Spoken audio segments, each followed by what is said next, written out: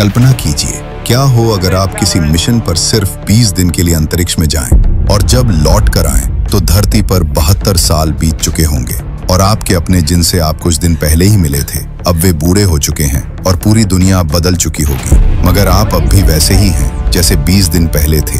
ये सफर जितना रोमांचक है उतना ही दिल दहला देने वाला भी। और हाँ, अगर आपको लगता है कि ये कोई मजाक है तो यकीन मानिए दोस्तों, इस कहानी के बाद आपकी सोच ब्रह्मांड को लेकर पूरी तरह बदल जाएगी। साल था 1952। मानव इतिहास में पहली बार यूनिवर्सल स्पेस एजेंसी के 2 बहादुर एस्ट्रोनॉट्स कैप्टन स्मिथ और डॉक्टर कैलरीन दोनों डार्क स्टार नामक एक्सपेरिमेंटल स्पेसक्राफ्ट से उस रहस्यमयी सफर पे निकलते हैं। उनका उद्देश्य था कि ब्रह्मांड की असीम गहराइयों में जाकर उस जगह की खोज करना जहां आज तक कोई इंसान नहीं पहुंचा, जहां एक अदृश्य ऊर्जा अपनी अपार गुरुत्वाकर्षण शक्ति से प्रकाश तक को निगल जाता है, जहां धरती जैसे अरबों ग्रह उसके अंदर मानो खो से जाते हैं। जी हाँ, वही रहस्यमयी और भयानक जगह जिसे हम ब्लैक होल कहते हैं। मिशन के शुरुआती दिनों में सब कुछ सामान्य था, लेकिन वे दोनों अनजान थे कि ये तूफान से पहले की शांति थी।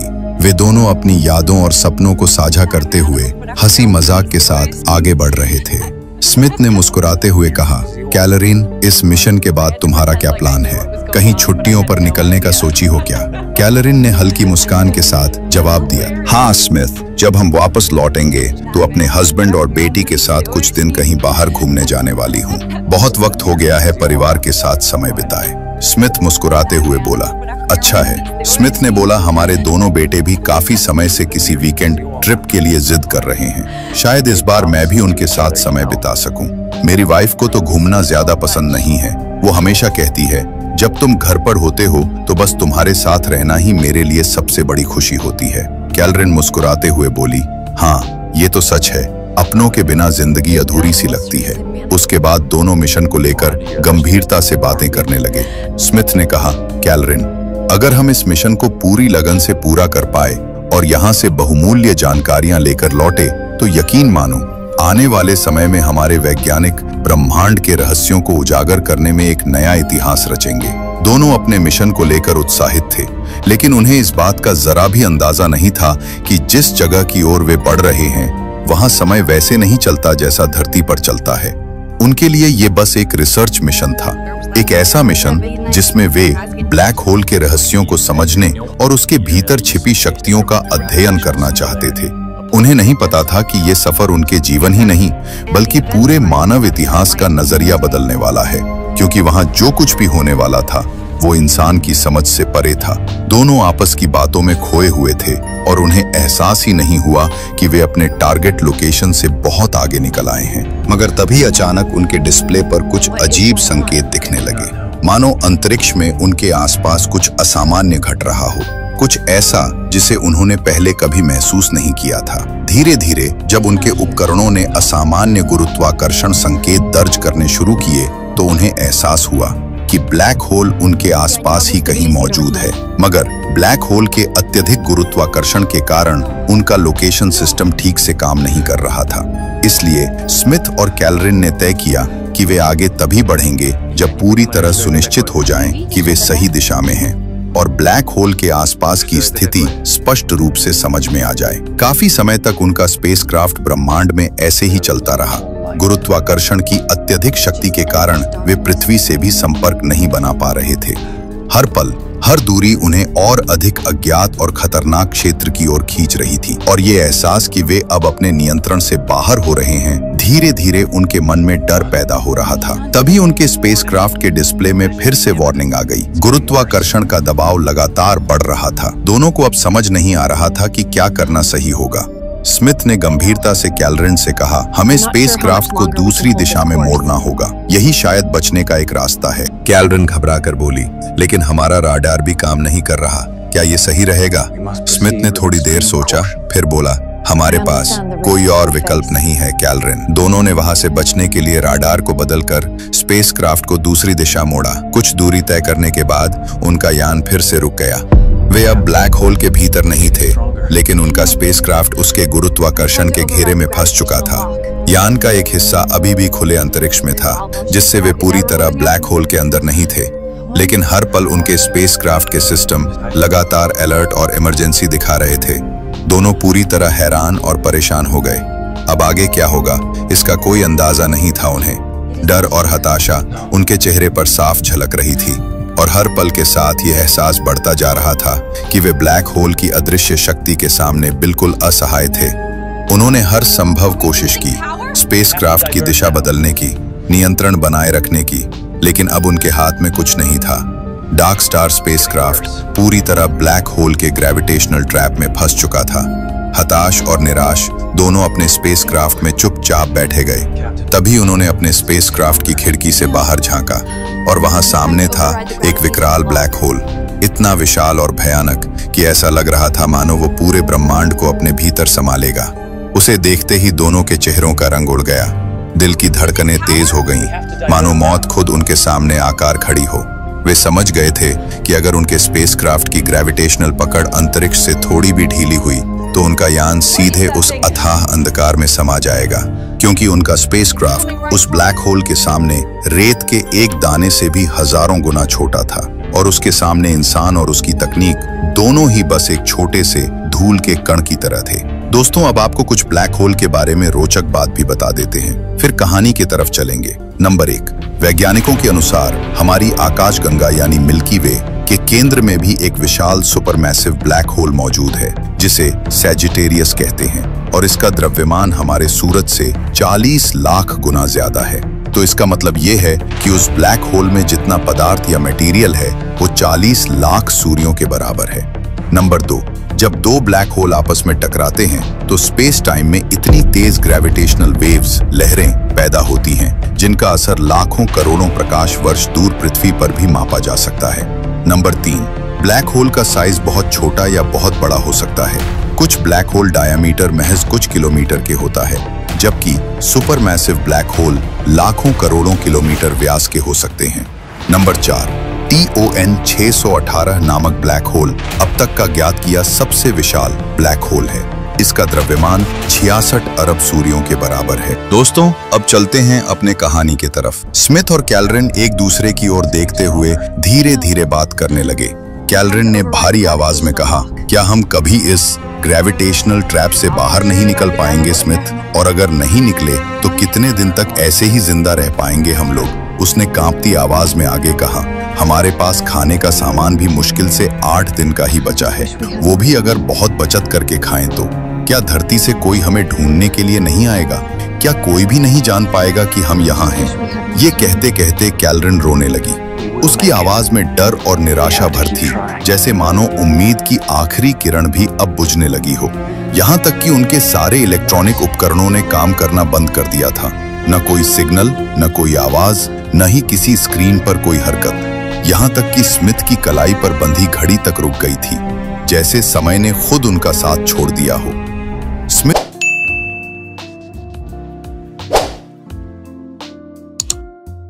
भी उदास होकर धीमी आवाज में बोला, काश मैं अपने बेटों को उस ट्रिप पर घुमा लाया होता तो आज मुझे इतना अफसोस नहीं होता। मैंने उनसे वादा किया था कि 20 दिन बाद जब लौटूंगा तो हम सब साथ घूमने चलेंगे। ये कहते कहते स्मिथ की आंख में आंसू आ गए। वो अंदर से पल पल टूट रहा था, मानो जैसे हर उम्मीद, हर सपना उस अंधेरे में कहीं गुम हो रहा हो। लेकिन अब कुछ भी उनके हाथ में नहीं था। वे दोनों उस भयानक ब्लैक होल के सामने पूरी तरह लाचार और बेबस थे। दोनों को अब भूख और प्यास सताने लगी थी, मगर उस डर और घोर निराशा के बीच कुछ भी अच्छा नहीं लग रहा था। उनके दिमाग में बस एक ही बात घूम रही थी, पृथ्वी, अपना घर और अपने लोगों की यादें, क्योंकि उन्हें पता ही नहीं था कि उनकी कितनी जिंदगी बची है और कब वो मौत के मुंह में समा जाएंगे। दोनों बहुत समय तक इंतजार करते रहे कि शायद कोई चमत्कार हो जाए। समय का कुछ भी अंदाजा न हो पाने की वजह से आखिरकार दोनों ही थक हार कर अपने स्पेसक्राफ्ट में सो गए। जब उनकी आंखें खुली तो दोनों ने देखा कि ब्लैक होल ने और भी विकराल रूप धारण कर लिया था। कुछ बहुत बड़े एस्टेरॉयड उसके भीतर खिंच जा रहे थे और जैसे ही वे ब्लैक होल के अंदर जा रहे थे धुएं में बदल जाते। ये नजारा देखकर कैलरिन ने ब्लैक होल की ओर देखते हुए जोर से चिल्लाई, या तो हमें भी अपने अंदर संभालो या हमें जाने दो, प्लीज, मेरी बेटी मेरा इंतजार कर रही होगी। ये कहते हुए वो बुरी तरह रोने लगी। दोस्तों, कल्पना कीजिए कि ये कितना दर्द भरा और भयानक लम्हा रहा होगा जब एक इंसान अपने अस्तित्व और अपने परिवार के बीच फंसा हो और उसके सामने कोई राह ना हो। उन्हें जरा भी अंदाजा नहीं था कि वे दोनों वहां बैठे अपनों को याद करके परेशान हो रहे हैं, जबकि धरती पर सब कुछ बदल चुका होगा। उनका हर एक मिनट जो ब्लैक होल के पास बीत रहा था, धरती पर महीनों और सालों में बदल रहा था। हर गुजरता पल उन्हें अपने परिवार, अपने घर और अपनी दुनिया से बहुत दूर ले जा रहा था। दोनों थकी आंखों और हर उम्मीद को छोड़ चुके थे। उन्होंने अपने स्पेसक्राफ्ट में बैठकर अपनों को आखिरी बार याद करते हुए धीरे धीरे आंखें बंद कर लिए। लेकिन तभी अचानक किसी चीज से टकराने जैसी एक हल्की सी आहट हुई। कैलरिन ने अपनी थकी हुई आंखें खोलीं और खिड़की से बाहर झांका, और जो उसने देखा उससे वो हैरान रह गई। दोस्तों, अगर आपको हमारी ये कहानी पसंद आ रही है तो कृपया चैनल को सब्सक्राइब करें और इस वीडियो को जरूर लाइक करें। चलिए अब वापस चलते हैं कहानी की ओर। खुशी के आंसू उसकी आंखों से बह निकले। वो जोर से चिल्लाई, स्मिथ, हम बच गए। हमारा स्पेसक्राफ्ट ब्लैक होल के गुरुत्वाकर्षण से बाहर आ गया है। दोनों खुशी के मारे एक दूसरे को देख देख कर चिल्लाने लगे, मानो मौत के मुंह से किसी ने उनकी जिंदगी वापस लौटा दी हो। स्मिथ ने हैरानी से पूछा, कैलरिन, आखिर ये कैसे हुआ? मुझे यकीन ही नहीं हो रहा कि हम सच में ब्लैक होल से बाहर आ गए हैं। कैलरिन ने गहरी सांस लेते हुए जवाब दिया, स्मिथ, मुझे लगता है कि किसी एस्टेरॉयड से टकराने की वजह से हमारे स्पेसक्राफ्ट की दिशा बदल गई और वो ब्लैक होल की तरफ जाने के बजाय अंतरिक्ष की ओर मुड़ गया। इसी वजह से हमारा स्पेसक्राफ्ट उस गुरुत्वाकर्षण जाल से बाहर निकल सका। उनका स्पेसक्राफ्ट का लोकेशन और रडार सिस्टम अब फिर से काम करने लगा था। वे दोनों बिना समय गंवाए तुरंत ही धरती से संपर्क करने लगे ताकि सबको बता सकें कि वे जिंदा हैं और ब्लैक होल के गुरुत्वाकर्षण जाल से बाहर निकल चुके हैं। वे लोग जब धरती पर स्पेस सेंटर को अपना सिग्नल भेजते हैं तो वहां हड़कंप मच जाता है। हर तरफ एक ही सवाल गूंजने लगता है, क्या कोई एलियन स्पेसशिप हमारी ओर बढ़ रहा है? लेकिन जैसे ही वे अपनी पहचान बताते हैं, हम लोग का नाम स्मिथ और कैलरिन है। हम दोनों डार्क स्टार स्पेसक्राफ्ट से 1952 में ब्लैक होल के मिशन पर निकले थे। तो वहां मौजूद सभी वैज्ञानिक और अधिकारी स्तब्ध रह जाते हैं। जिस मिशन को दशकों पहले असफल मानकर इतिहास के पन्नों में भुला दिया गया था, उसके 2 यात्री अब जिंदा होकर फिर से संपर्क कर रहे थे। स्पेस सेंटर में सभी लोग हैरान और परेशान थे। किसी को समझ ही नहीं आ रहा था कि ऐसा कैसे संभव हो सकता है। तभी स्मिथ ने माइक्रोफोन के जरिए पूछा, आज की तारीख क्या है? स्पेस सेंटर से जवाब आया, आज साल 2024 है और आप लोग लगभग 72 साल बाद हमसे संपर्क कर रहे हैं। ये सुनकर स्मिथ और कैलरिन कुछ पल तक खामोश रह गए। वे जिस मिशन को सिर्फ 20 दिनों का समझकर निकले थे, वो अब धरती पर 7 दशक लंबी दास्तान बन चुका था। कैलरिन और स्मिथ बस एक दूसरे को चुपचाप देखते रह गए। वे समझ चुके थे कि ब्लैक होल ने भले ही उन्हें नहीं निगला, लेकिन उसने उनके अपनों, उनके अतीत और उनकी पूरी दुनिया को निगल लिया था। जब वे धरती पर उतरे तो सब कुछ बदल चुका था। उन्हें ऐसा लग रहा था मानो वे किसी अजनबी दुनिया में आ गए हों, जहां कुछ भी ऐसा नहीं था जो उन्हें उनके पुराने जीवन की याद दिला सके। उन्होंने सबको एक प्रेस कॉन्फ्रेंस में विस्तार से बताया कि कैसे वे ब्लैक होल के ग्रेविटेशनल फोर्स में फंसे रहे और वहां समय किस तरह अलग गति से चलता है। सभी लोग उनकी बातें गहरी सांस लेकर ध्यान से सुन रहे थे, मानो वे किसी ऐसी सच्चाई से सामना कर रहे हों जिसे देखकर भी यकीन करना मुश्किल हो रहा हो। कैलरिन उसके बाद सीधे अपनी बेटी के पास गई, पर अब उसकी बेटी नन्ही सी बच्ची नहीं थी जिसे उसने गोद में खिलाया था, बल्कि 75 साल की एक बुजुर्ग औरत बन चुकी थी। जरा सोचिए दोस्तों, ये पल कितना दर्दनाक और असहनीय रहा होगा, जहां मां की उम्र अभी भी सिर्फ 30 साल है और बेटी की उम्र 75 साल। कैलरिन कांपते हुए कदमों से उसके पास पहुंची। बेटी ने उसे देखा, आंखों में सवाल लिए धीरे से पूछा, आप कौन हैं? ये सुनकर कैलरिन के भीतर मानो पूरी दुनिया ही बिखर गई हो। वो दौड़कर उसे गले से लगा ली और फूट फूट कर रोते हुए बोली, मैं तुम्हारी माँ हूँ, मेरी बच्ची, मुझे माफ कर दो। वहीं दूसरी ओर स्मिथ भी अपने घर पहुंचा, पर वहां अब कोई उसका इंतजार नहीं कर रहा था। उसे पता चला कि उसकी पत्नी अब इस दुनिया में नहीं रही और उसके दोनों बेटे कहीं दूर अपने अपने जीवन जी रहे हैं। वो भारी मन से उनके पास गया और देखा दोनों लड़के अब बूढ़े हो गए हैं। स्मिथ ने उन्हें कसकर गले लगाया। उसके अंदर दर्द का सैलाब फूट पड़ा। वो जोर जोर से रोने लगा, खुद को कोसने लगा। क्यों गया मैं उस मिशन पर? क्यों छोड़ा मैंने अपना परिवार? फिर उसने आसमान की तरफ देखा। उसकी आंखों में पछतावे का समंदर था। कांपती आवाज में उसने आकाश की ओर देखते हुए कहा, मुझे माफ कर दो मेरी स्वीट हार्ट, मैं सिर्फ अपने सपनों के पीछे भागा और तुम्हें खो दिया। उस रात दोनों, कैलरिन और स्मिथ, भले ही धरती पर वापस आ गए थे, पर सच्चाई ये थी कि वे जिस दुनिया में लौटे थे वो अब उनकी नहीं रही थी। दोस्तों, ये कहानी भले ही काल्पनिक हो, लेकिन सच तो ये है कि ब्लैक होल वास्तव में मौजूद हैं। और हमने जो आपको ये रोमांचक और रहस्यमयी अनुभव बताया, उसमें जो विज्ञान और तथ्यों का मिश्रण है वो सच के काफी करीब है। अगर आपको ये कहानी अच्छी लगी हो तो हमारे चैनल को सब्सक्राइब करें और वीडियो को लाइक कर दें। फिर मिलते हैं अगले रहस्यमयी सफर में।